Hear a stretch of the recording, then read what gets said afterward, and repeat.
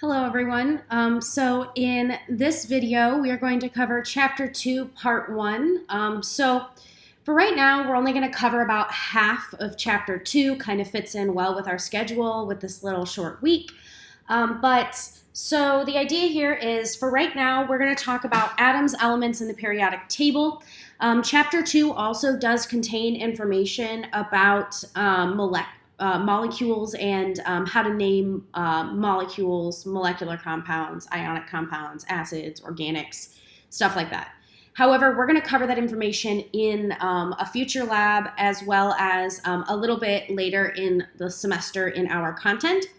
So for right now, we're going to cover Chapter 2, Part 1 and Part 2 that covers all of the information about atoms and elements. So that's kind of where we're headed here.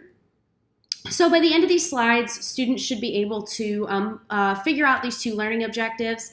So we're going to talk about Thomson, Millikan, and Rutherford and how their experiments contributed to our understanding of the atomic structure. And we're also going to talk about what we see on the periodic table and what is represented by those cool little squares and what information we can gain from the periodic table. So that's kind of where we're headed. Okay, so let's go ahead and take a moment and do just a little bit of review of what we've talked about. So throughout the first chapter, I hammered this thought process home. You know, all matter is made of atoms. So we broadly talked about the concept of atoms, but we're going to get a little bit more specific here in chapter 2. So remember, all matter is made of atoms. I've said it a million times. You'll hear it a million times, I'm sure, throughout the semester. And I want to kind of talk a little bit about the fact that there are 91 naturally occurring types of atoms. So if you check out a periodic table, what you'll find is that there are more than 91 elements on the periodic table, but there are only 91 that naturally occur in nature that we've been able to observe naturally occurring in nature. The rest of them are actually going to be man-made in a lab where we are colliding nuclei and we have a new element that exists for maybe just a fraction of a fraction of a fraction of a fraction of a second. And so they exist. We've proven that they exist. We've proven that they are a possibility. However, they're not actually kind of useful in a way because they're not sticking around. They're not out and about. We're not going to be able to find them naturally. So the picture you can see on your screen here is just a fun little reminder of what atoms look like under a scanning tunnel microscope.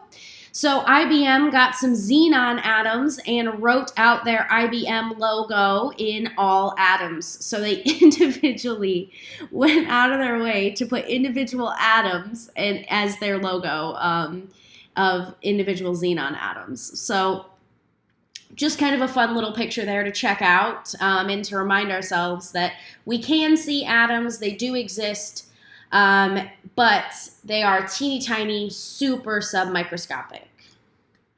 So the first part here, I'm going to take you through a little bit of the history of the atom. So you can kind of learn where these models that we're going to use come from. But we will also discuss some new models in chapter 7 as well, the next chapter we're going to cover. So, first and foremost, the Greeks were the first to conceptualize atoms. So they had an idea in their head that there must be some sort of particle that is super small, it can't be seen, that's kind of like a wooden block. And they called those atomos. So they knew that they made up all of matter and they were tiny and they were indivisible.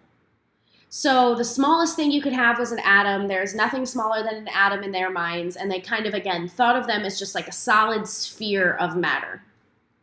As all good science starts out as, it was not widely accepted by people of their time. And we really did not pick back up studying atoms until we got closer to the 1800s, 1900s, that kind of time period. So the science we're learning about is actually all kind of relatively new science. So, but the original thought, the original idea, where that word atom comes from is from atomos, that Greek word. John Dalton, it was kind of next in line of thinking about the atomic theory.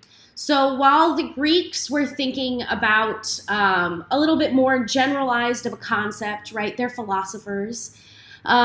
What we were thinking about when we kind of actually wanted to put this into words, make it a theory, actually kind of lay down the law a little bit, John Dalton was the one who ended up doing that. So Dalton's atomic theory states that each element is composed of tiny indestructible particles called atoms. All atoms in a given element have the same mass and other properties that distinguish them from other elements. Atoms combine in simple whole number ratios to form compounds. And atoms are not changed, destroyed, or created in chemical reactions. They are all simply rearranged. So maybe some of these points are ringing a few alarm bells for you because you know that they may not necessarily be perfectly true. But again, he was the one who kind of gave us 4 points to work from where we could sit here, we could look at this, and we could say, I have an idea of what an atom is. We do continue to find evidence to support this theory to this day, but there are a few caveats and a few things that we have changed about this theory that we'll be discussing later in these slides as well as in the Chapter 2, Part 2 slides. So let's get cooking. You know, we know that atoms are not just these like individual, indestructible things. So how do we actually figure some of this stuff out? Well, J.J. Thomson is going to be our first member of this atomic cast of characters, I guess outside of Dalton and the Greeks. But he is really one of the ones that kind of challenged the thought that atoms were tiny and indestructible. So what he figured out was that there are smaller particles than what exist actually as an atom. And the particle that he discovered, the subatomic particle, is an electron. So how did he do this? So you can see some cool pictures of his experiment up here on the screen. So what he did was he took what we call a cathode ray tube. So if you remember those huge big old TVs that you used to have back in the day, now everything's a flat screen. But you know, you used to have the big old kind of like lump that came out the back. You had the TV screen. Those were cathode ray TVs. So they were using some of these principles to project pictures up on the screen. However, first they were used in science, and one of the ways they were used was to discover electrons. So this is what we call a cathode ray tube. So it is it takes some sort of high voltage source. It runs a current from it runs a current from that high voltage source so that it's running between the two electrodes. And when you do that, you are actually able to kind of run an electrical current, and electrical currents are made up of electrons. So what he was able to do was basically concentrate a stream of those particles that he was getting off of the anode and the cathode, the electrodes of the cathode ray tube, and he was able to basically create a stream of the particles that he was seeing, okay? So he knew that these particles were broken off of atoms, and so he was able to determine that there was a stream of particles there. But that's not all he discovered in this experiment. So he was able to place a magnet on either side of the cathode ray tube, and what he found was when he measured the stream of particles that were coming through, they were being repelled by one of the magnets and attracted by one of the others. So what that's telling him is there's some sort of electrical charge there hiding in this stream of particles. And so he used electrically charged plates to do the same thing, and noticed that those particles that were streaming off of the electrodes here were attracted to a positive charge and repelling a negative charge.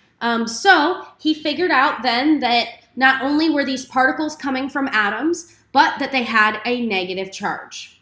So He was able to determine that there are smaller particles than what just exists as our original indestructible concept of the atom, and he was able to figure out the charge of them.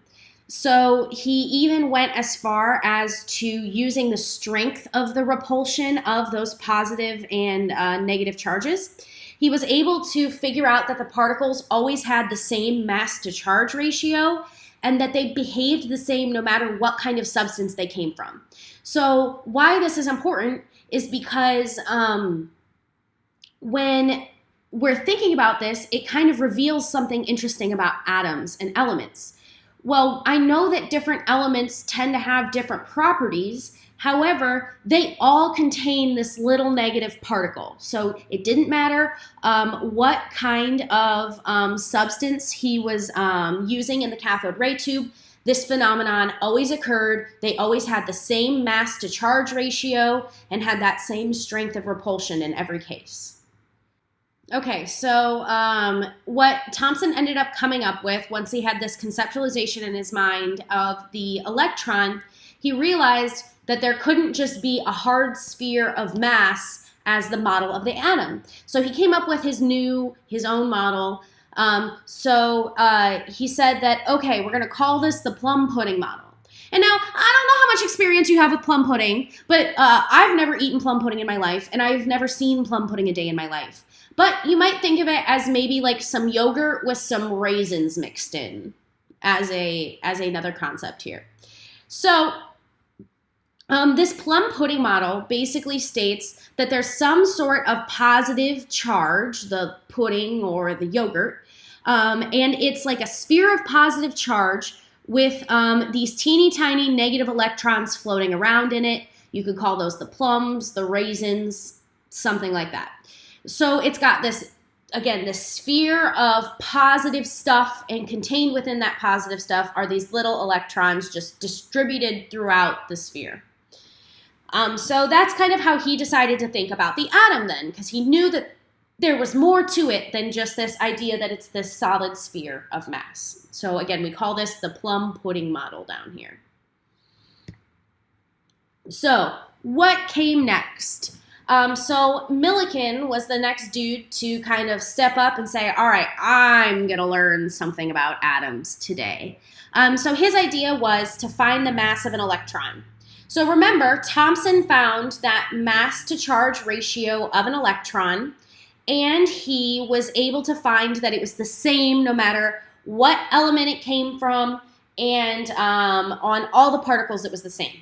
So Millikan basically thought, hey, if I can find the exact charge of an electron, I can find the mass of an electron because I know the ratio of the mass to the charge. So if I find the charge, I can find the mass. So he set out to do this using this wonderful contraption over here, which we might call the oil drop experiment.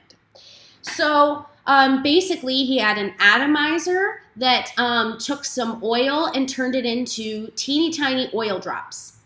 From there, he hit it with he hit those teeny tiny oil drops with some X-rays.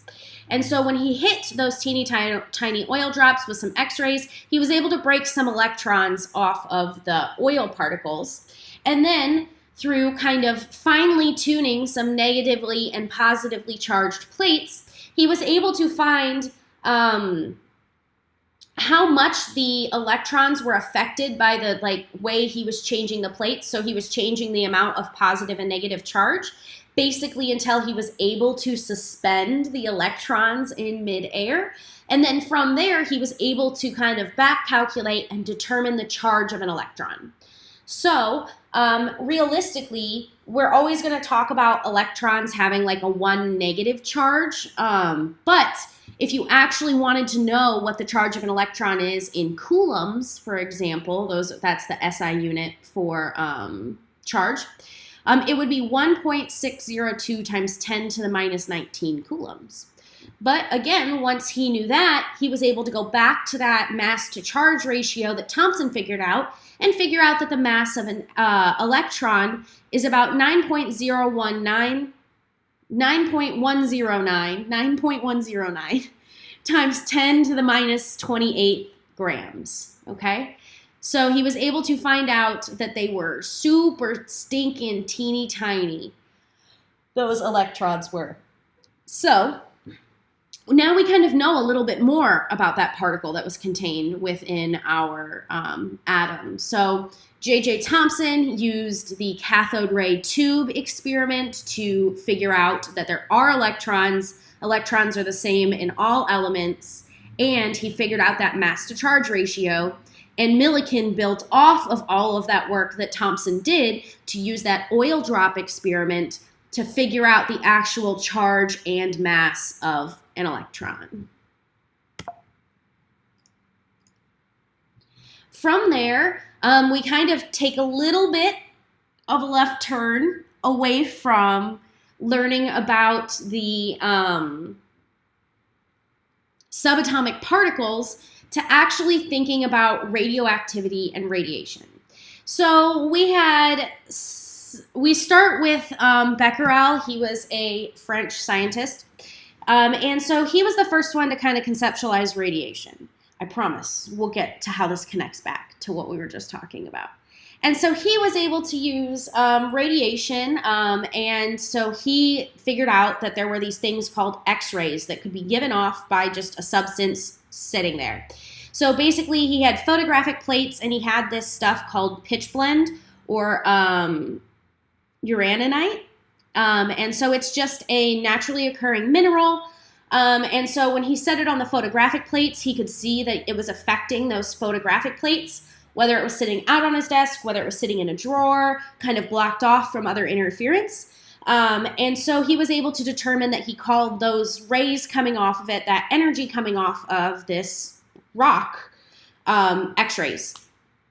And so from there, the Curies, Marie Curie and Pierre Curie, as well as Rutherford, determined that radioactivity was also made of particles and not just energy, aka those X-rays. So Becquerel thought, hey, you know, the energy coming off here, it's just energy, there's nothing more to it.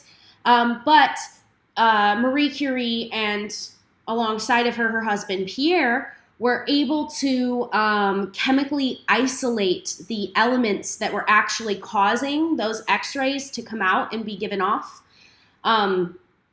So she was able to break these guys down and kind of figure out that it was specific elements within this rock. And then from there, Rutherford was able to figure out that radiation was not only made of energy, but also made of particles. So you may hear us talk about alpha particles or beta particles. These are just radioactive particles that some nuclei emit sometimes, basically. So there are more radioactive particles than that, and we'll talk about radiation likely way more towards the end of the semester. This is just a real brief kind of discussion overview for right now. But what's important here is that Rutherford started working with these alpha particles. I guess he did get a Nobel Prize for discovering alpha particles and working with those in the first place and determining that radioactivity was not just energy. So like it was an important discovery. But we're going to talk a little bit more about alpha particles and what Rutherford did that was a little bit more interesting with them in just a second. But I want to plug my girl Marie Curie real quick. So Marie Curie is my favorite scientist. I will talk about her any chance that I get.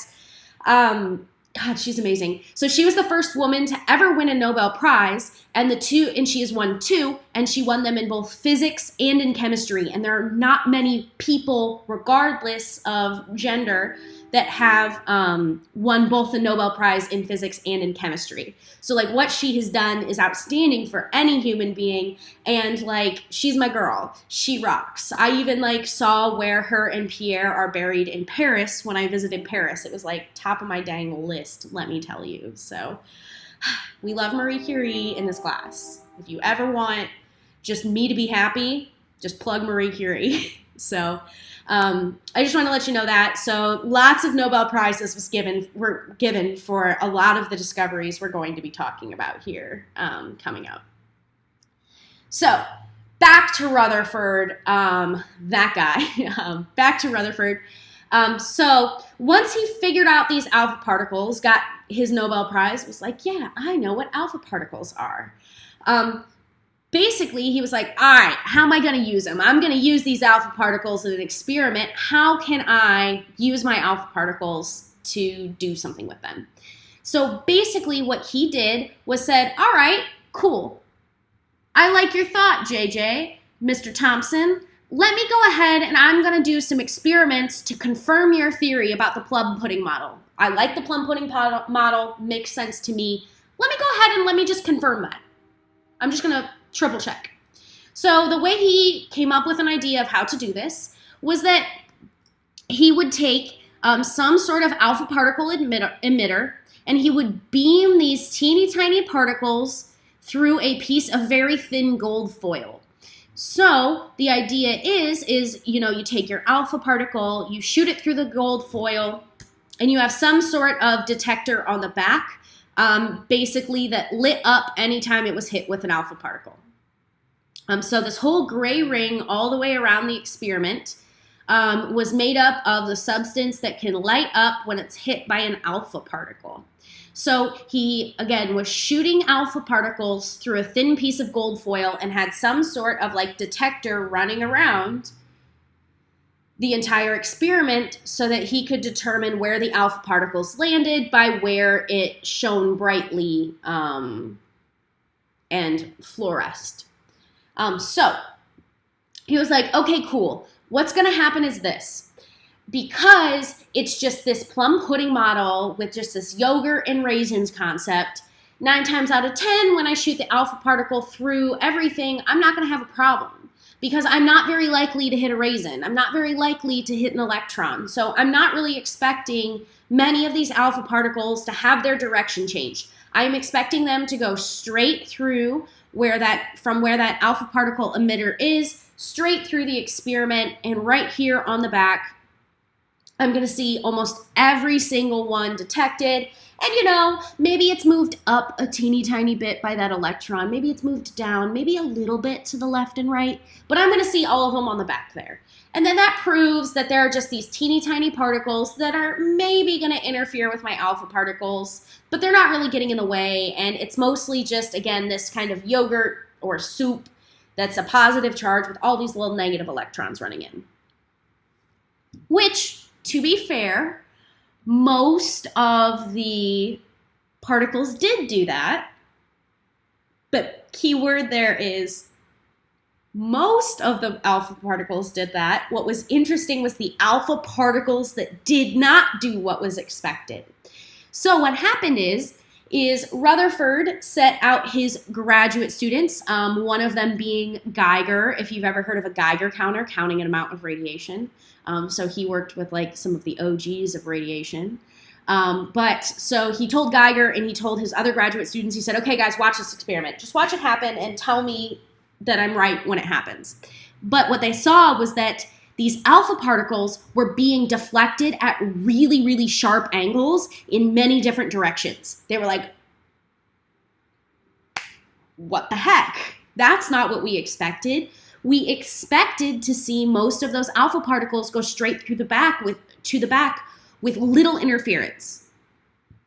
So what Rutherford kind of took from this experiment, what he talked to his grad students about, what he figured out was that there must be some sort of dense area of matter in the center of an atom, and he called this the nucleus. So he realized that what must be happening is there's not just this miscellaneous area of positive charge with these little negative charges flying through. There must be some sort of center that's really, really dense, has a lot of mass. And so what's happening is those alpha particles are flying in and bouncing back off of that dense center. But most of the time they were passing through this kind of empty open space.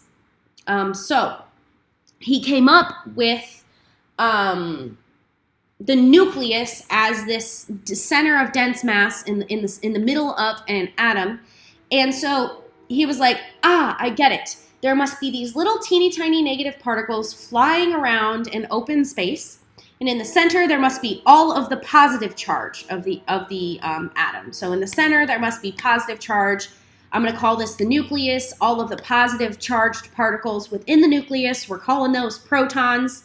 And then we've got the electrons that are flying around the outside. So that's kind of where Rutherford left it off. And then later on, one of his other students with the last name Chadwick was able to discover the neutron. So he was Rutherford's student, so he carried on the work, discovered the neutron. So now we've had ways that we've figured out the electron, the proton, and the neutron. So that's a little bit there about the history of the atom. What's important for you guys to kind of take away from this is like you should be able to describe what Thomson did to discover the electron. So like you should be able to describe that cathode ray experiment. You should be able to describe the plum pudding model that came from that. You should be able to describe Millikan's oil drop experiment, and what he discovered through that was the mass and the charge of an electron. And then you should also be able to describe the gold foil experiment here, what Rutherford did with his grad students, and then how he turned the plum pudding model into what we would call the nuclear model of the atom, so nucleus, nuclear model of the atom, and how, like, why he used his evidence to come up with this new model rather than the plum pudding model. So that's kind of what I'm expecting you to take away from this. These are some really, really foundational, important experiments in chemistry, so I do expect you to be able to recognize and explain them. Okay, so let's talk about that model of the atom that we want to keep in our head and we want to use. So as we've been discussing, but I'm going to say it one more time, atoms are made up of 3 subatomic particles. Subatomic, smaller than an atom. These particles make up an atom. So we have a dense positive center surrounded by a sphere of negative charge. So you can kind of see that in this picture here. It's a little small. If you want to check it out, this picture is also in your textbook. There is a little teeny tiny dot right here. I'll put my mouse over it so it's a little easier to see. There's the nucleus in the center of the atom, and it's all surrounded by electrons over here. And that nucleus contains protons and neutrons, which is what is pictured over here. So this is like the super zoomed out version, and this is the super zoomed in on the nucleus version. So that nucleus actually makes up about 99.9% of the mass of any atom. So like 99.9% of the mass is in just this center space of the atom. All of this space around the outside here only contains 0.1% of the mass, which is like kind of mind-blowing, right? Electrons, again, are tiny negatively charged subatomic particles. They are the smallest subatomic particle. On the next slide, we'll compare the sizes a little bit. And it floats around outside the nucleus in what we call the electron cloud. So all of this blue space out here, we're going to call that the electron cloud. So all of the electrons are always just flying around out here in the electron cloud. And they are this like a very, very small piece of the mass of an atom, right? So they make up 0.1% of the mass of an atom, but all of the protons and neutrons make up 99.9% of the mass of an atom.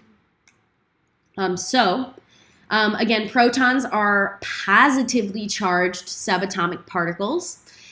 So they are about the same size as the third subatomic particle, neutrons. And they reside in the nucleus. So you'll find all of the protons and neutrons here inside the nucleus, in the big picture over here. These are all protons and neutrons. And protons and neutrons are about the same size, but they are so much larger than electrons are. Electrons are teeny, teeny, tiny, and protons and neutrons are much bigger than those. So again, protons are the positively charged subatomic particles. And neutrons, again, are the third subatomic particle. And they are the neutral one. So you might have something that's positively charged, you might have something that's negatively charged, and if it's neither, it's a neutral charge. So neutrons technically are the biggest subatomic particle, but they're not that much bigger than a proton. They're about the same size as a proton, but again, protons and neutrons are like huge compared to electrons. Neutrons, again, only reside in the nucleus. You can see that pictured up here. And again, together with the protons, it's the protons and the neutrons that actually make up 99.9% of the mass of an atom. So I promised you we're going to like kind of look at a little chart comparing them, comparing their charge, so on and so forth. The unit that we're always going to talk about with this is an atomic mass unit. You could abbreviate that AMU. You could abbreviate that with just a U. I'm cool with that too. The book also talks about this being called a Dalton. You could call it that too. It's exactly the same thing as an atomic mass unit. And it was named Dalton so that they could honor his atomic theory. But I prefer to talk about atomic mass units, so that's what you're going to hear me say. So if we want to measure things on an atomic scale, we need something like an atomic mass unit, something that's really, really small so that we can figure out, we can actually have a scale that's comparable for our masses that we're discussing. Atomic mass units were originally calculated by taking 1/12 of the mass of a carbon atom with 6 protons and 6 neutrons in it. So it hypothetically would make, a proton 1 AMU and a neutron 1 AMU. And oftentimes we do estimate a proton and a neutron to be about 1 atomic mass unit. However, that's not technically the case, right? Because we know that some of that mass in the carbon atom, even though 99.9% of it comes from the protons and neutrons, some of it also does come from those electrons. So it's about 1, but not totally. So let's check it out. So if we check out the chart down here, you can also find this chart in your book as well. We might have, for example, a neutron. That's going to be the biggest subatomic particle. If we're counting in atomic mass units, we will find that the neutron is 1.00867 U or AMU, which again, we're estimating to be about 1. That rounds pretty close to 1. And it's barely bigger than that proton, which is 1.00728 atomic mass units.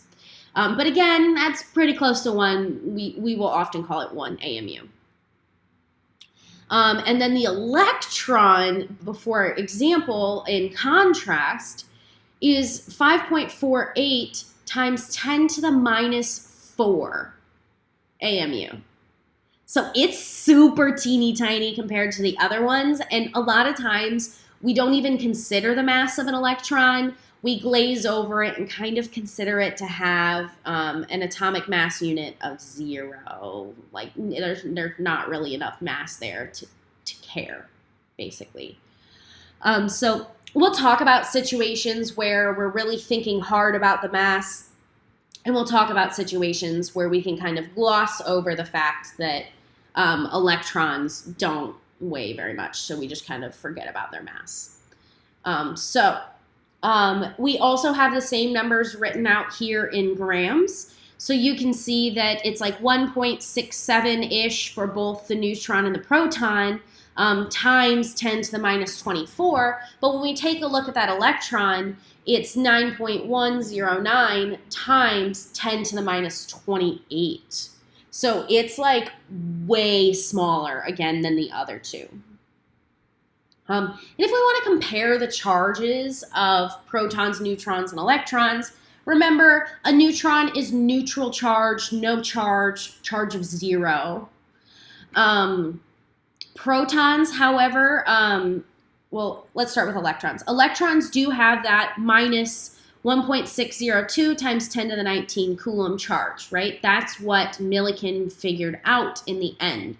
And we use positive and negative conventions: negative number, negative charge; positive number, positive charge. And so we know that protons and electrons must have the same amount of charge. So it was extrapolated backwards that protons must have a positive 1.602 times 10 to the minus 19 coulomb charge. However, we more than often just talk about a proton being 1 plus charge and a electron being a 1 minus charge in the end. So I've been talking about electrical charge, but I want to give us an opportunity to make it plain and clear and obvious what I'm talking about and what the caveats are that come with talking about the nature of electrical charge. So in the end, electrical charge is just an inherent property of electrons and protons. So there is something that makes protons positive charge and something that makes electrons negative charge, and it's just a fundamental piece of them being protons and neutrons. It's just that they have an electrical charge.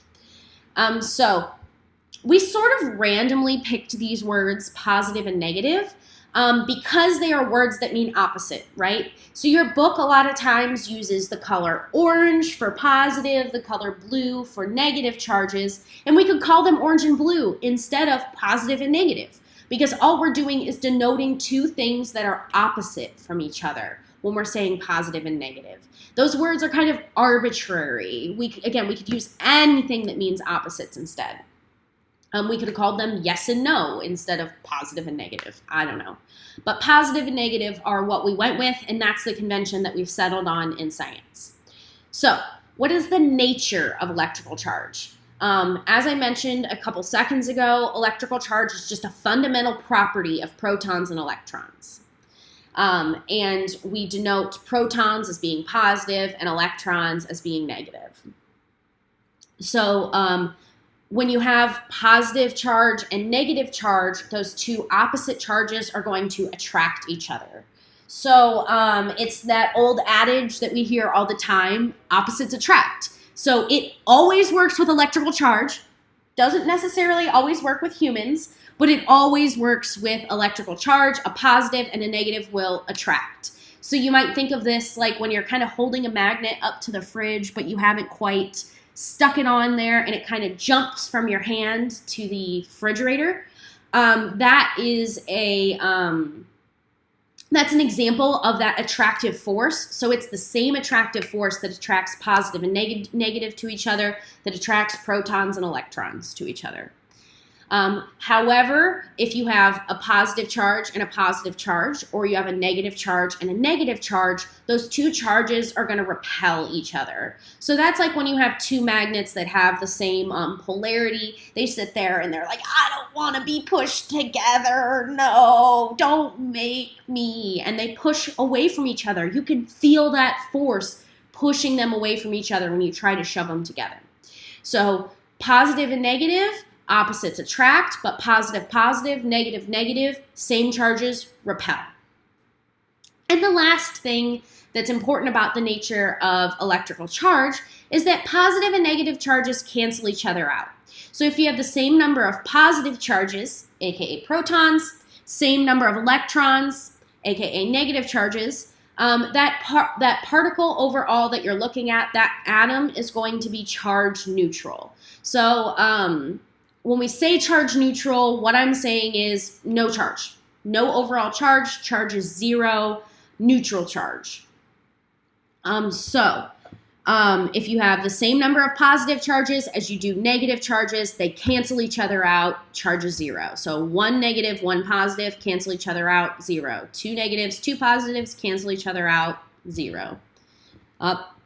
So just summing it up one more time, what we're talking about here. Opposite charges attract, same charges repel. If you have one of each charge, they cancel each other out. And charge neutral, neutral charge means neither positive nor negative overall, just no charge. So that's kind of like our neutron. So it's a little bit about the nature of electrical charge if you don't have a ton of experience with it. So let's spend the last few minutes here talking about elements.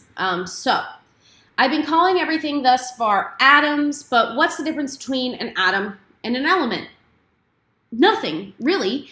Elements are just what we call atoms when we're telling them apart by their number of protons. So elements and atoms, when we're identifying them by their number of protons, okay? So we have those 3 subatomic particles. If we want to know what element we have, we are inspecting the number of protons we have. So each element on the periodic table has a specific number of protons. So if you don't have that number of protons, you don't have that element. So carbon always has 6 protons. If it has 5 protons, it becomes boron. The identity changes if you change that number of protons. If it gets 7 somehow, it's nitrogen instead. So no matter what else you can change the number of electrons, you can change the number of neutrons, but if you and have the same atom, have the same kind of element, but if you change the number of protons, you change the element you have. So let's talk about how we denote this on the periodic table. So the atomic number, we call that Z, sometimes big capital Z.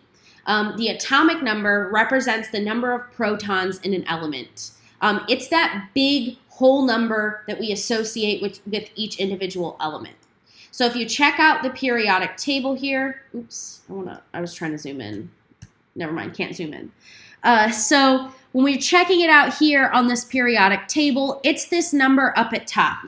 So hydrogen's number 1 has 1 proton, helium's number 2 has 2 protons, lithium has the number 3, it's 3 protons, beryllium has the number 4, it has 4 protons, so on and so forth. So the whole number you see up here at the top, we call that atomic number, and we represent it with the capital letter Z, and that whole number is always going to represent the number of protons in a substance. The other thing, or one of the other things you tend to see on a periodic table is the chemical symbol. So the chemical symbol is a shortened version of the chemical name, which you can use to quickly denote the name of the element. So you might see it as somewhere between 1 and 3 letters. When you look at your textbook, So when you look at your textbook, you have a periodic table here in the front, and you will see that all of the elements have just 2 letters. However, if you look at older periodic tables, like the one I have up here, you'll see that sometimes some of these that weren't necessarily discovered yet are marked with 3 letters. So that just might be a difference you see in periodic tables, and it's just because those elements weren't officially discovered yet, but we had a good hunch that they were there. We'll talk about that in part 2. One thing I want to point out to you here is that capitalization, when we're talking about these, is extremely important.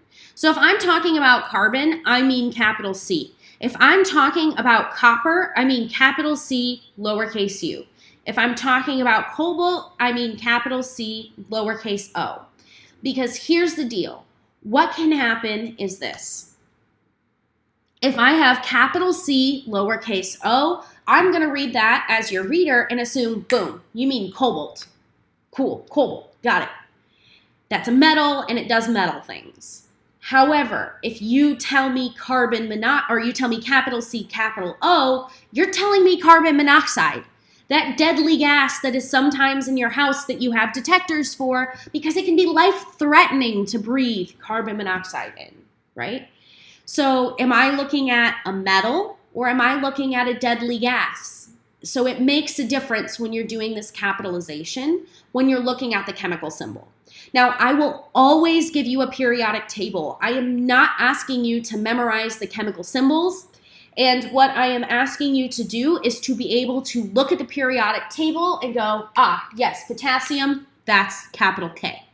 And to be able to kind of go back and forth between the full name and the chemical symbol, but you will be given a periodic table. You just have to know how to use that periodic table. So anytime I'm asking you on your homework for like a chemical symbol or something, you absolutely have got to be certain that you've triple checked your capitalization before you turn your assignment in, and made sure you've got like that lowercase first letter, that uppercase first letter and the lowercase second letter in all cases. And again, it might be super easy because like we're typing all our homework up on Canvas. So it might be super easy to accidentally like leave your finger on the shift button, type that capital C, type that capital O on accident. So please just go back and triple check your homework. Chemistry a lot of times is about persistence and really looking deeply for what errors you may have in your work. And so one of the things that I expect you to be able to do is to spend a few minutes once you've got your assignment prepared to go back and triple check for things like this. Okay, rant over.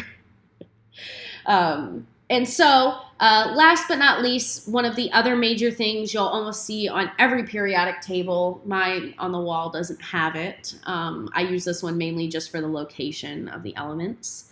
But you may also find that your periodic table has a decimal number on it. So we know that that whole number at the top means the number of protons, it's the atomic number. But we also have the atomic mass represented as well. So beryllium here has an atomic mass of 9.01. Carbon has an atomic mass of 12.01. Neon has an atomic mass of 20.18, for example. And we're measuring all of these masses in atomic mass units. So you could call those AMU, you could call them U, you could call them Daltons. Whatever you want to call them, that's fine by me. But again, I call them atomic mass units. So basically what that's telling us is the mass of one neon atom is 20.18 atomic mass units. Okay, so it's the mass of one atom of an element. We'll talk a little bit about why that statement isn't exactly perfectly accurate in part 2, but we'll get there when we get there. For right now, you can just think of it as the mass of the particle, and each individual particle has this mass in atomic mass units. So let's do a quick little thought exercise, a quick little practice here, and I'll point out point out to you how I think about these problems. So on your homework, I might ask you a question very similar to these two. So what is the symbol and name of the element that you see here? Or like how many protons does a certain element have? What's the atomic number, right? So if we're going to work on the first problem here, I can see that this element has 6 protons and the atomic mass is 12.01 AMU. What I can do is I can then go back to my periodic table and start to look for an element that has these features. So I'll give you just a second to hit the pause button. And I'm being goofy, sorry. So go ahead, pause, try to see if you can't figure this out, but I'm gonna go ahead and I'm gonna tell you how to figure it out now. So I would go back to my periodic table. I could either look at the one in my textbook. I could look I will always provide you one when it comes to exams and stuff. So there'll always be one linked in Canvas as well. So I'm going to start to look through my periodic table. So what you might start to notice is that everything is arranged by increasing atomic number. So hydrogen is 1, helium is 2, lithium's 3, beryllium's 4, boron is 5. Oh, what's this right here? 6 protons and 12.01 mass. Boom, that must be my guy. So that's going to be carbon. So the chemical symbol is capital C and the name of the element is carbon. Okay, so this would be a capital C here and it'd have carbon written down here at the bottom. So the answer to this question is carbon, capital C, and then the name written out. However, I really want you to be cautious. Again, it's got to be a capital C.